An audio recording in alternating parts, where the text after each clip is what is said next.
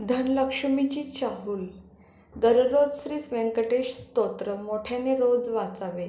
रोज श्रीसूक्ताचे 16 वेळेस पठण करावे. श्री विष्णू सहस्रनाम रोज नित्यनेमाने वाचावे. पैशाच्या कपाट किंवा तिजोरीवर जाडे कचरा भंगारमाल ठेवू नये. साठू देऊ नये. गहू कोणत्याही शनिवारीच दळून आणावेत. त्यात मुठभर काळे चणे म्हणजे हरभरे मिसळावेत.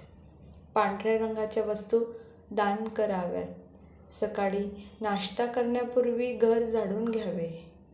सकाळी उठल्याबरोबर मुंग्यांना पीठ, साखर इत्यादी खाण्यासाठी ठेवावे.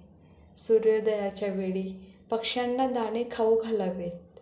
श्रीलक्ष्मीच्या मंदिरात शुक्रवारी सुगंधित धूप आणि गुलाबाची अगरबत्ती दान करावी. व्यापाऱ्यांनी वापरावयाच्या पैशाचा पाऊच, पिशवी, पाकिट, बॅग यांचा रंग शक्यतो हिरवा असावा. घरात खांब अथवा बीम खाली पैशाचे कपाट ठेवू नये. पैशासोबत कोर्ट कचेरीचे कागद कधीही ठेवू नये. घरात खूप स्वच्छता ठेवा. मळके, फाटके कपडे घालून घरात वावरू नका. अशा धार्मिक माहितीसाठी आमच्या चॅनलला नक्की सबस्क्राईब करा. श्री स्वामी समर्थ.